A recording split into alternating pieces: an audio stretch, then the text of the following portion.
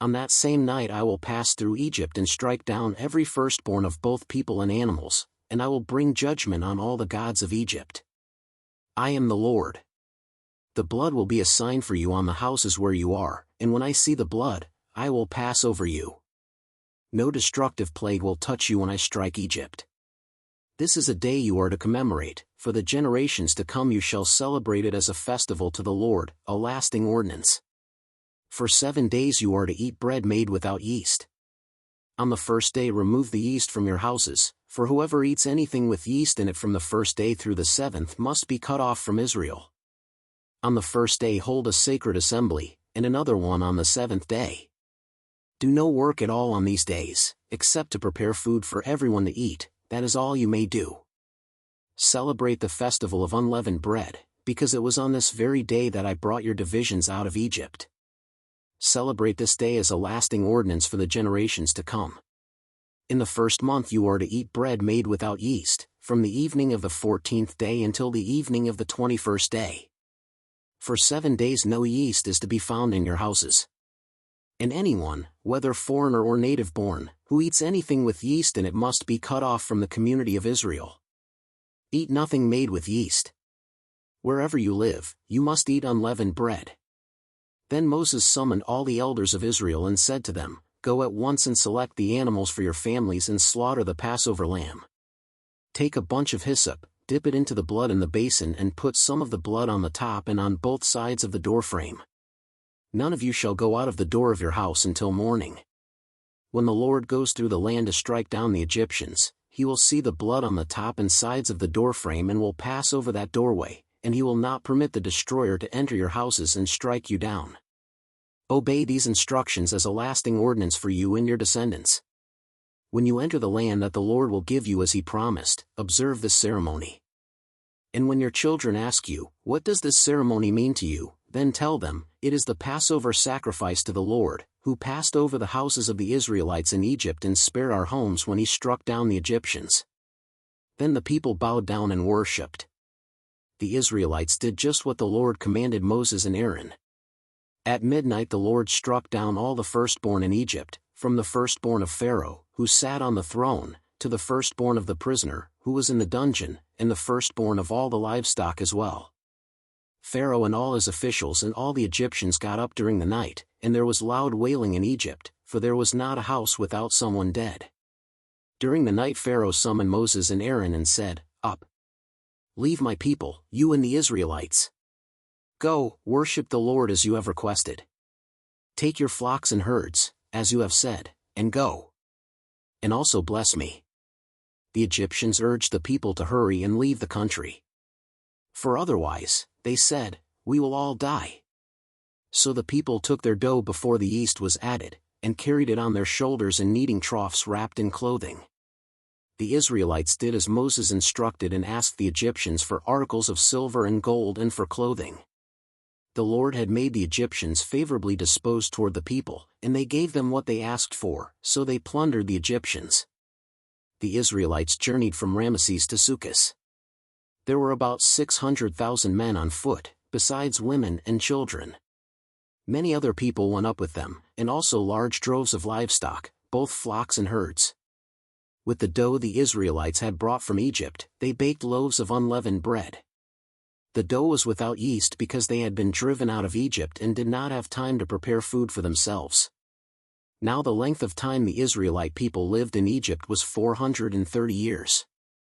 At the end of the 430 years, to the very day, all the Lord's divisions left Egypt. Because the Lord kept vigil that night to bring them out of Egypt, on this night all the Israelites are to keep vigil to honor the Lord for the generations to come. The Lord said to Moses and Aaron, These are the regulations for the Passover meal. No foreigner may eat it. Any slave you have bought may eat it after you have circumcised him, but a temporary resident or a hired worker may not eat it. It must be eaten inside the house. Take none of the meat outside the house. Do not break any of the bones. The whole community of Israel must celebrate it. A foreigner residing among you who wants to celebrate the Lord's Passover must have all the males in his household circumcised, then he may take part like one born in the land. No uncircumcised male may eat it. The same law applies both to the native-born and to the foreigner residing among you. All the Israelites did just what the Lord had commanded Moses and Aaron. And on that very day the Lord brought the Israelites out of Egypt by their divisions. Chapter 13. The Lord said to Moses, "Consecrate to me every firstborn male. The first offspring of every womb among the Israelites belongs to me, whether human or animal." Then Moses said to the people, "Commemorate this day, the day you came out of Egypt, out of the land of slavery, because the Lord brought you out of it with a mighty hand. Eat nothing containing yeast. Today, in the month of Aviv, you are leaving. When the Lord brings you into the land of the Canaanites, Hittites, Amorites, Hivites and Jebusites, the land he swore to your ancestors to give you, a land flowing with milk and honey, you are to observe this ceremony in this month. For 7 days eat bread made without yeast, and on the 7th day hold a festival to the Lord.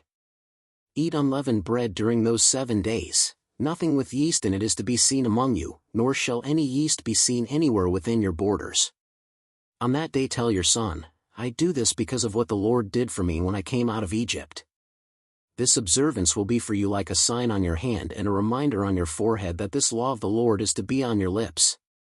For the Lord brought you out of Egypt with his mighty hand. You must keep this ordinance at the appointed time year after year. After the Lord brings you into the land of the Canaanites and gives it to you, as he promised on oath to you and your ancestors, you are to give over to the Lord the first offspring of every womb. All the firstborn males of your livestock belong to the Lord. Redeem with a lamb every firstborn donkey, but if you do not redeem it, break its neck.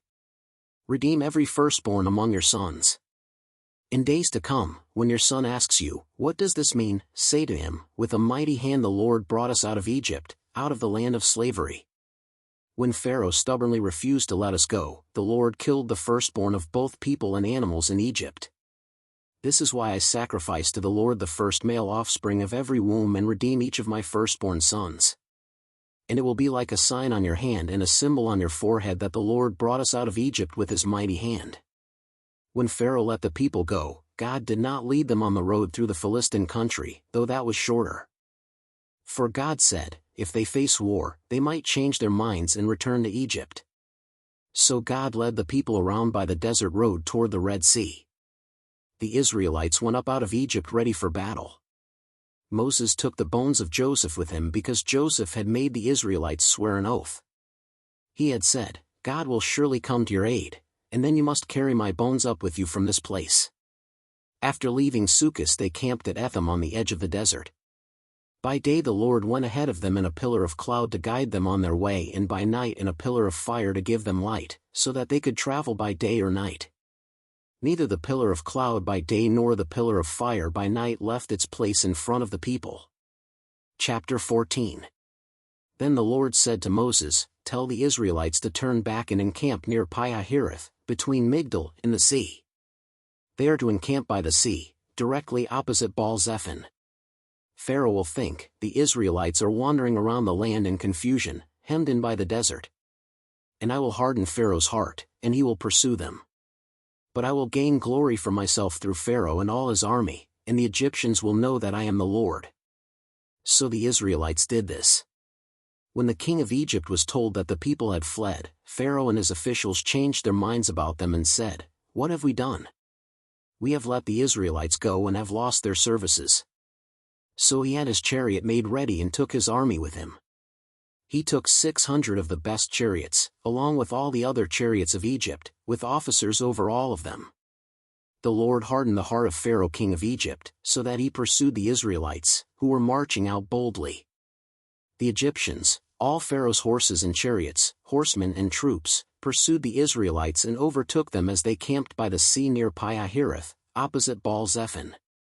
As Pharaoh approached, the Israelites looked up, and there were the Egyptians, marching after them. They were terrified and cried out to the Lord.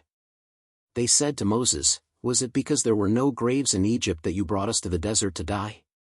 What have you done to us by bringing us out of Egypt? Didn't we say to you in Egypt, 'Leave us alone, let us serve the Egyptians'? It would have been better for us to serve the Egyptians than to die in the desert." Moses answered the people, "Do not be afraid. Stand firm and you will see the deliverance the Lord will bring you today." The Egyptians you see today you will never see again. The Lord will fight for you, you need only to be still." Then the Lord said to Moses, "Why are you crying out to me?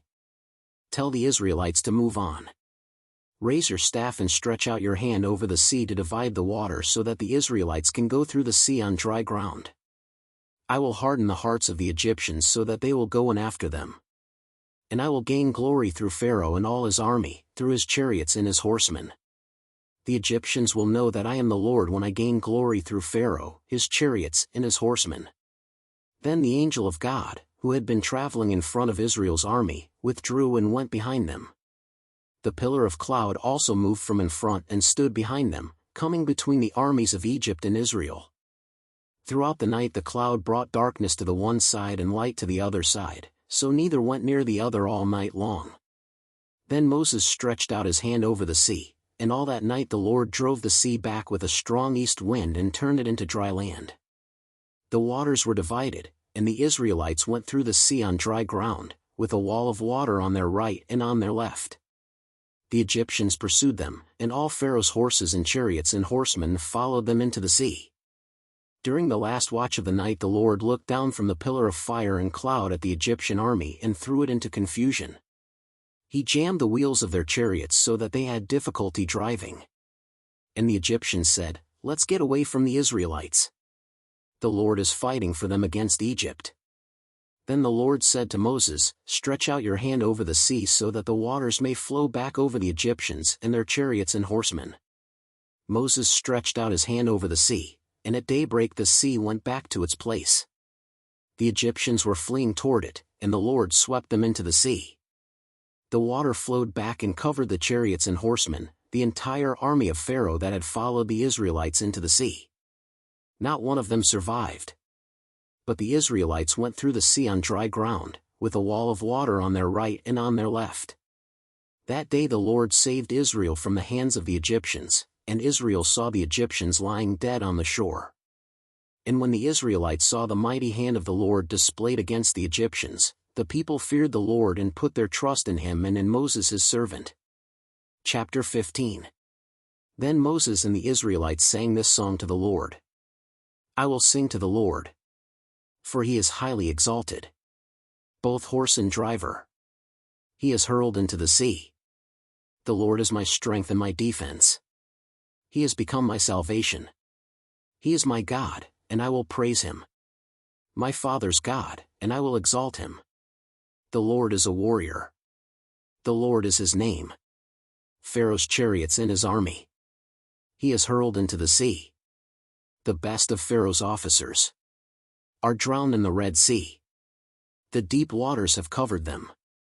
They sank to the depths like a stone. Your right hand, Lord, was majestic in power.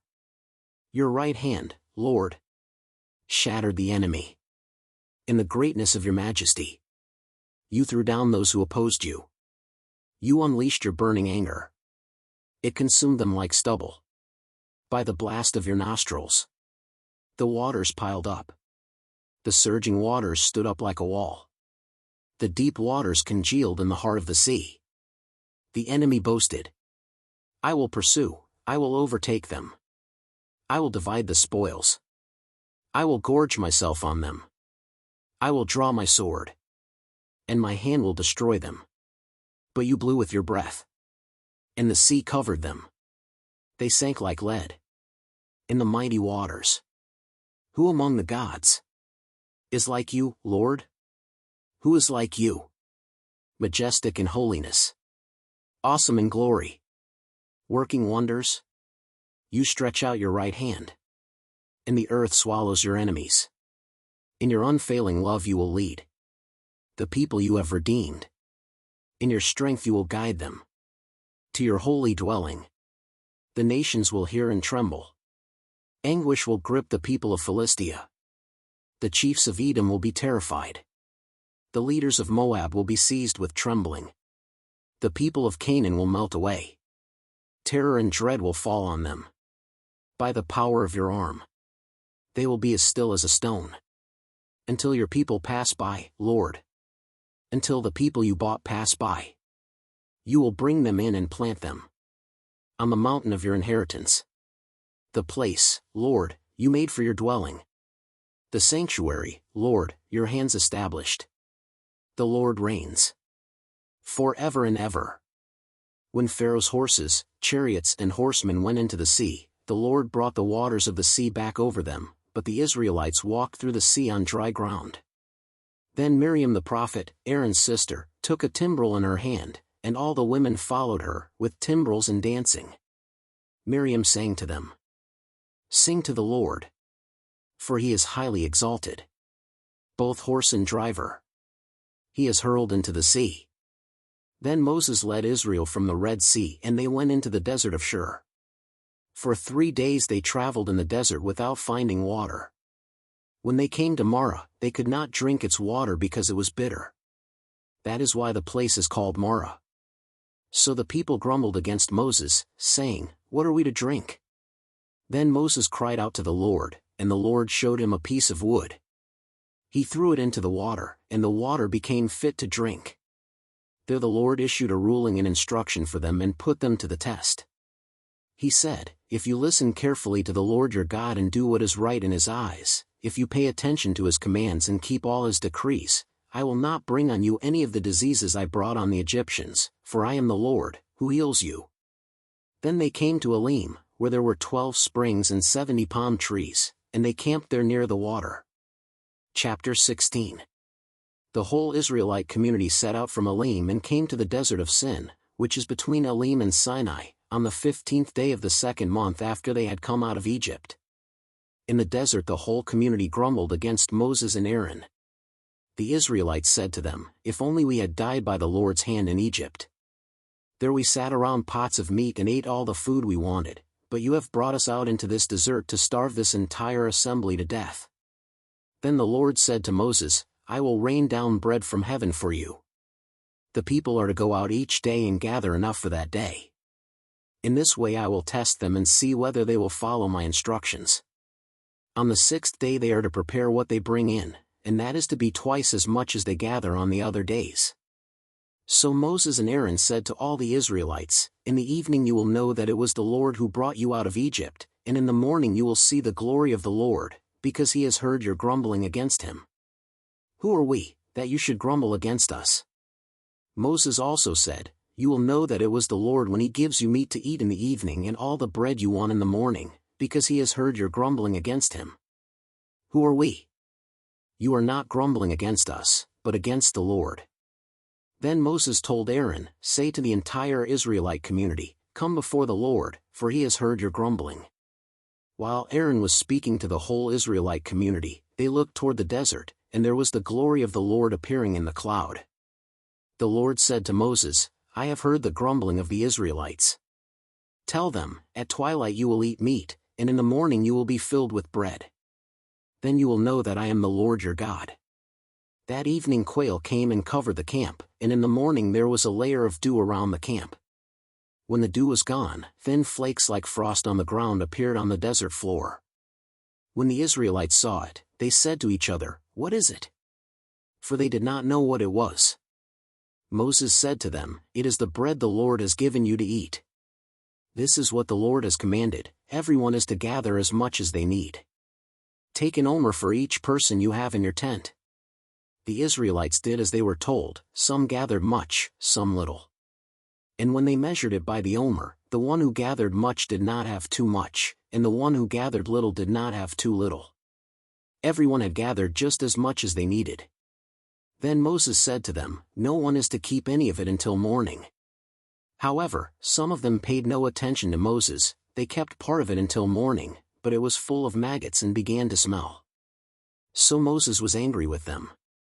Each morning everyone gathered as much as they needed, and when the sun grew hot, it melted away. On the 6th day, they gathered twice as much, 2 omers for each person, and the leaders of the community came and reported this to Moses. He said to them, "This is what the Lord commanded, tomorrow is to be a day of Sabbath rest, a holy Sabbath to the Lord. So bake what you want to bake and boil what you want to boil.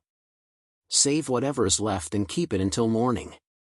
So they saved it until morning, as Moses commanded, and it did not stink or get maggots in it. "Eat it today," Moses said, because today is a Sabbath to the Lord. You will not find any of it on the ground today. 6 days you are to gather it, but on the seventh day, the Sabbath, there will not be any. Nevertheless, some of the people went out on the seventh day to gather it, but they found none. Then the Lord said to Moses, How long will you refuse to keep my commands and my instructions? Bear in mind that the Lord has given you the Sabbath, that is why on the 6th day he gives you bread for 2 days. Everyone is to stay where they are on the 7th day, no one is to go out. So the people rested on the 7th day. The people of Israel called the bread manna. It was white like coriander seed and tasted like wafers made with honey. Moses said, This is what the Lord has commanded, take an omer of manna and keep it for the generations to come, so they can see the bread I gave you to eat in the wilderness when I brought you out of Egypt. So Moses said to Aaron, Take a jar and put an omer of manna in it. Then place it before the Lord to be kept for the generations to come. As the Lord commanded Moses, Aaron put the manna with the tablets of the covenant law, so that it might be preserved. The Israelites ate manna 40 years, until they came to a land that was settled. They ate manna until they reached the border of Canaan. Chapter 17. The whole Israelite community set out from the desert of Sin, traveling from place to place as the Lord commanded. They camped at Rephidim, but there was no water for the people to drink. So they quarreled with Moses and said, Give us water to drink. Moses replied, Why do you quarrel with me? Why do you put the Lord to the test? But the people were thirsty for water there, and they grumbled against Moses. They said, Why did you bring us up out of Egypt to make us and our children and livestock die of thirst? Then Moses cried out to the Lord, What am I to do with these people? They are almost ready to stone me. The Lord answered Moses, Go out in front of the people. Take with you some of the elders of Israel and take in your hand the staff with which you struck the Nile, and go. I will stand there before you by the rock at Horeb. Strike the rock, and water will come out of it for the people to drink. So Moses did this in the sight of the elders of Israel. And he called the place Massah and Meribah because the Israelites quarreled and because they tested the Lord saying, Is the Lord among us or not? The Amalekites came and attacked the Israelites at Rephidim. Moses said to Joshua, Choose some of our men and go out to fight the Amalekites. Tomorrow I will stand on top of the hill with the staff of God in my hands. So Joshua fought the Amalekites as Moses had ordered, and Moses, Aaron and Hur went to the top of the hill. As long as Moses held up his hands, the Israelites were winning, but whenever he lowered his hands, the Amalekites were winning. When Moses' hands grew tired, they took a stone and put it under him and he sat on it. Aaron and Hur held his hands up, one on one side, one on the other, so that his hands remained steady till sunset. So Joshua overcame the Amalekite army with the sword. Then the Lord said to Moses, Write this on a scroll as something to be remembered and make sure that Joshua hears it, because I will completely blot out the name of Amalek from under heaven. Moses built an altar and called it The Lord is my banner. He said, Because hands were lifted up against the throne of the Lord will be at war against the Amalekites from generation to generation. Chapter 18. Now Jethro, the priest of Midian and father-in-law of Moses, heard of everything God had done for Moses and for his people Israel, and how the Lord had brought Israel out of Egypt. After Moses had sent away his wife Zipporah, his father-in-law Jethro received her and her 2 sons.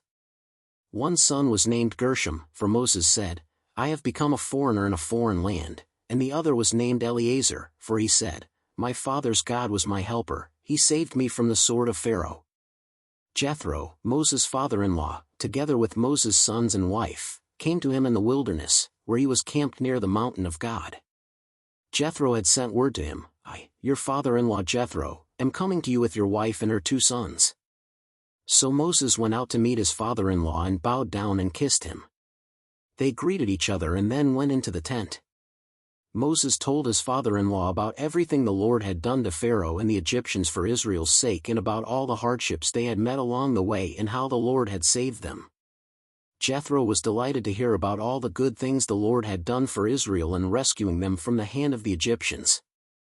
He said, Praise be to the Lord, who rescued you from the hand of the Egyptians and of Pharaoh, and who rescued the people from the hand of the Egyptians. Now I know that the Lord is greater than all other gods, for he did this to those who had treated Israel arrogantly."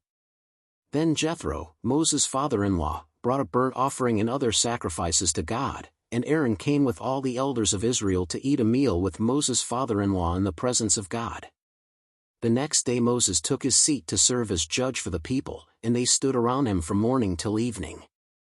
When his father-in-law saw all that Moses was doing for the people, he said, "What is this you are doing for the people? Why do you alone sit as judge, while all these people stand around you from morning till evening?" Moses answered him, "Because the people come to me to seek God's will. Whenever they have a dispute, it is brought to me, and I decide between the parties and inform them of God's decrees and instructions." Moses' father-in-law replied, "What you are doing is not good. You and these people who come to you will only wear yourselves out. The work is too heavy for you, you cannot handle it alone. Listen now to me and I will give you some advice, and may God be with you. You must be the people's representative before God and bring their disputes to him. Teach them his decrees and instructions, and show them the way they are to live and how they are to behave. But select capable men from all the people, men who fear God, trustworthy men who hate dishonest gain, and appoint them as officials over thousands, hundreds, fifties, and tens. Have them serve as judges for the people at all times, but have them bring every difficult case to you, the simple cases they can decide themselves. That will make your load lighter, because they will share it with you. If you do this and God so commands, you will be able to stand the strain, and all these people will go home satisfied." Moses listened to his father-in-law and did everything he said. He chose capable men from all Israel and made them leaders of the people, officials over thousands, hundreds, fifties, and tens. They served as judges for the people at all times. The difficult cases they brought to Moses, but the simple ones they decided themselves. Then Moses sent his father-in-law on his way, and Jethro returned to his own country. Chapter 19. On the first day of the third month after the Israelites left Egypt, on that very day, they came to the desert of Sinai. After they set out from Rephidim, they entered the desert of Sinai, and Israel camped there in the desert in front of the mountain. Then Moses went up to God, and the Lord called to him from the mountain and said, "This is what you are to say to the descendants of Jacob and what you are to tell the people of Israel. You yourselves have seen what I did to Egypt, and how I carried you on eagle's wings and brought you to myself. Now if you obey me fully and keep my covenant, then out of all nations you will be my treasured possession. Although the whole earth is mine, you will be for me a kingdom of priests and a holy nation. These are the words you are to speak to the Israelites." So Moses went back and summoned the elders of the people and set before them all the words the Lord had commanded him to speak. The people all responded together, "We will do everything the Lord has said." So Moses brought their answer back to the Lord. The Lord said to Moses, "I am going to come to you in a dense cloud, so that the people will hear me speaking with you and will always put their trust in you." Then Moses told the Lord what the people had said. And the Lord said to Moses, "Go to the people and consecrate them today and tomorrow. Have them wash their clothes and be ready by the third day, because on that day the Lord will come down on Mount Sinai in the sight of all the people.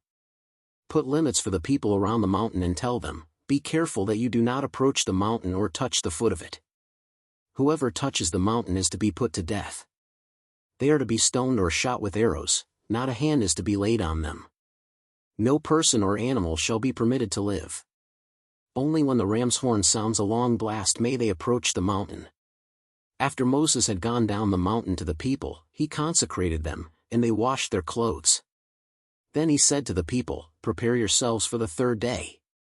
Abstain from sexual relations." On the morning of the third day there was thunder and lightning, with a thick cloud over the mountain, and a very loud trumpet blast. Everyone in the camp trembled. Then Moses led the people out of the camp to meet with God, and they stood at the foot of the mountain. Mount Sinai was covered with smoke, because the Lord descended on it in fire. The smoke billowed up from it like smoke from a furnace, and the whole mountain trembled violently. As the sound of the trumpet grew louder and louder, Moses spoke and the voice of God answered him. The Lord descended to the top of Mount Sinai and called Moses to the top of the mountain. So Moses went up and the Lord said to him, "Go down and warn the people so they do not force their way through to see the Lord and many of them perish." Even the priests, who approach the Lord, must consecrate themselves, or the Lord will break out against them. Moses said to the Lord, "The people cannot come up Mount Sinai, because you yourself warned us, put limits around the mountain and set it apart as holy." The Lord replied, "Go down and bring Aaron up with you." But the priests and the people must not force their way through to come up to the Lord, or he will break out against them. So Moses went down to the people and told them. Chapter 20. And God spoke all these words. "I am the Lord your God, who brought you out of Egypt, out of the land of slavery. You shall have no other gods before me. You shall not make for yourself an image in the form of anything in heaven above or on the earth beneath or in the waters below. You shall not bow down to them or worship them, for I, the Lord your God, am a jealous God, punishing the children for the sin of the parents to the third and fourth generation of those who hate me, but showing love to 1,000 generations of those who love me and keep my commandments. You shall not misuse the name of the Lord your God, for the Lord will not hold anyone guiltless who misuses his name. Remember the Sabbath day by keeping it holy. 6 days you shall labor and do all your work, but the seventh day is a Sabbath to the Lord your God. On it you shall not do any work, neither you, nor your son or daughter, nor your male or female servant, nor your animals, nor any foreigner residing in your towns. For in 6 days the Lord made the heavens and the earth, the sea, and all that is in them, but he rested on the seventh day. Therefore the Lord blessed the Sabbath day and made it holy. Honor your father and your mother, so that you may live long in the land the Lord your God is giving you. You shall not murder. You shall not commit adultery. You shall not steal. You shall not give false testimony against your neighbor. You shall not covet your neighbor's house. You shall not covet your neighbor's wife, or his male or female servant, his ox or donkey, or anything that belongs to your neighbor. When the people saw the thunder and lightning and heard the trumpet and saw the mountain in smoke, they trembled with fear. They stayed at a distance and said to Moses, "Speak to us yourself and we will listen. But do not have God speak to us or we will die." Moses said to the people, "Do not be afraid. God has come to test you, so that the fear of God will be with you to keep you from sinning." The people remained at a distance, while Moses approached the thick darkness where God was. Then the Lord said to Moses, "Tell the Israelites this, you have seen for yourselves that I have spoken to you from heaven. Do not make any gods to be alongside me, do not make for yourselves gods of silver or gods of gold. Make an altar of earth for me and sacrifice on it your burnt offerings and fellowship offerings, your sheep and goats and your cattle. Wherever I cause my name to be honored, I will come to you and bless you. If you make an altar of stones for me, do not build it with dressed stones, for you will defile it if you use a tool on it. And do not go up to my altar on steps, or your private parts may be exposed." Chapter 21. These are the laws you are to set before them.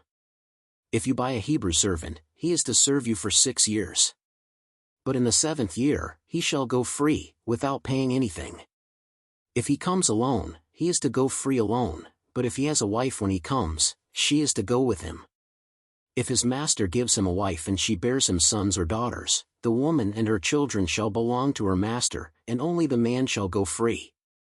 But if the servant declares, "I love my master and my wife and children and do not want to go free," then his master must take him before the judges. He shall take him to the door or the doorpost and pierce his ear with an awl. Then he will be his servant for life. If a man sells his daughter as a servant, she is not to go free as male servants do. If she does not please the master who has selected her for himself, he must let her be redeemed. He has no right to sell her to foreigners, because he has broken faith with her. If he selects her for his son, he must grant her the rights of a daughter. If he marries another woman, he must not deprive the first one of her food, clothing and marital rights. If he does not provide her with these 3 things, she is to go free, without any payment of money. Anyone who strikes a person with a fatal blow is to be put to death. However, if it is not done intentionally, but God lets it happen, they are to flee to a place I will designate. But if anyone schemes and kills someone deliberately, that person is to be taken from my altar and put to death. Anyone who attacks their father or mother is to be put to death.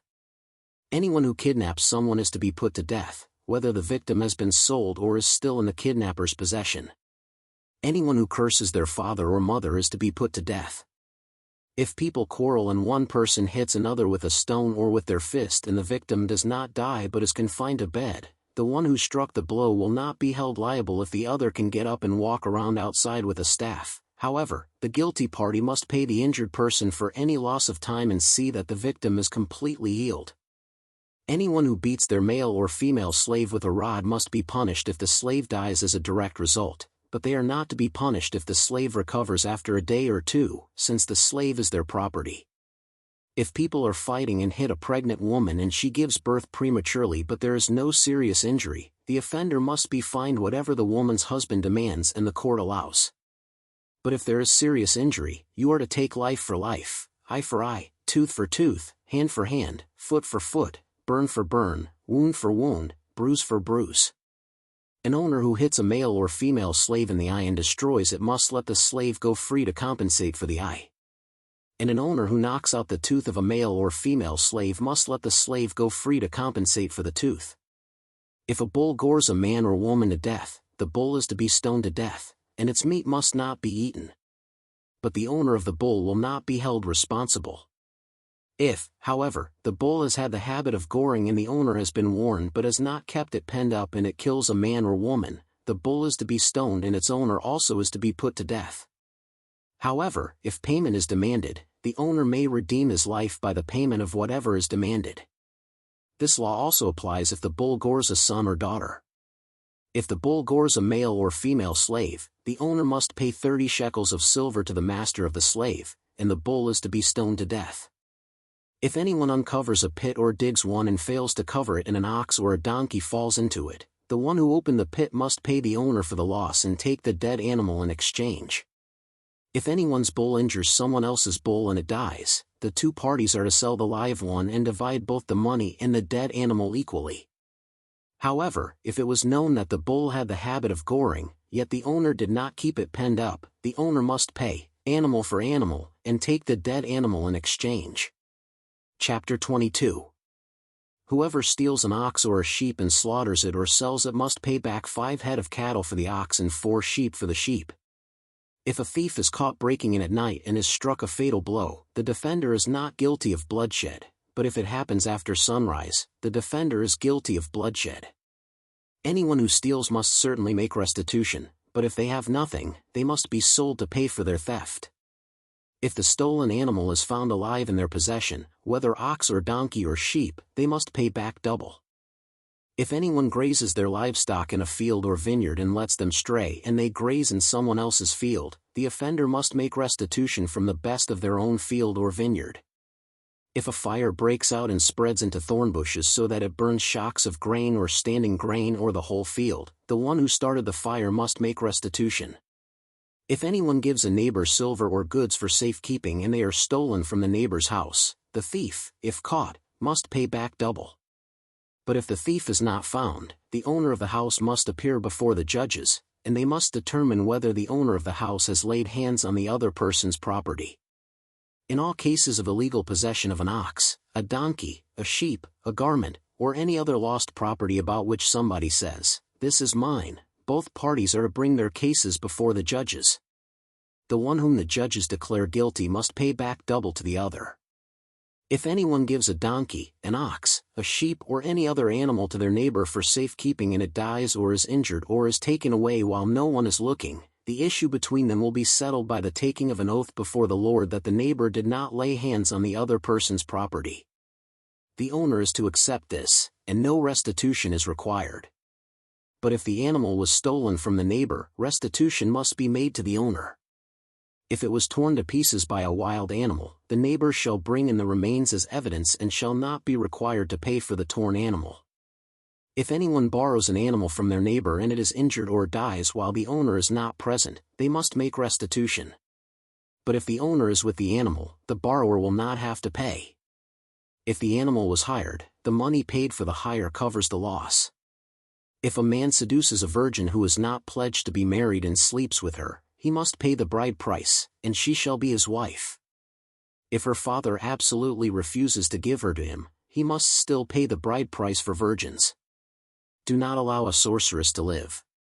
Anyone who has sexual relations with an animal is to be put to death. Whoever sacrifices to any god other than the Lord must be destroyed. Do not mistreat or oppress a foreigner, for you are foreigners in Egypt. Do not take advantage of the widow or the fatherless. If you do and they cry out to me, I will certainly hear their cry. My anger will be aroused, and I will kill you with the sword. Your wives will become widows and your children fatherless. If you lend money to one of my people among you who is needy, do not treat it like a business deal, charge no interest. If you take your neighbor's cloak as a pledge, return it by sunset, because that cloak is the only covering your neighbor has. What else can they sleep in? When they cry out to me, I will hear, for I am compassionate. Do not blaspheme God or curse the ruler of your people. Do not hold back offerings from your granaries or your vats. You must give me the firstborn of your sons. Do the same with your cattle and your sheep.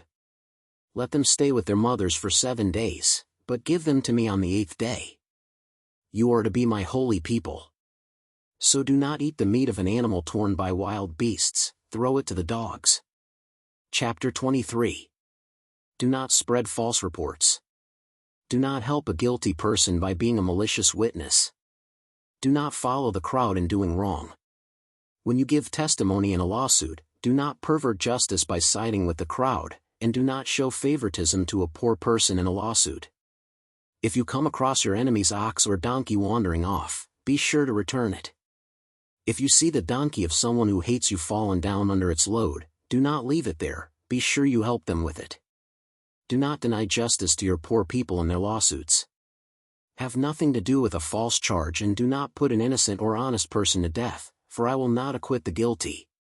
Do not accept a bribe, for a bribe blinds those who see and twists the words of the innocent. Do not oppress a foreigner, you yourselves know how it feels to be foreigners, because you were foreigners in Egypt.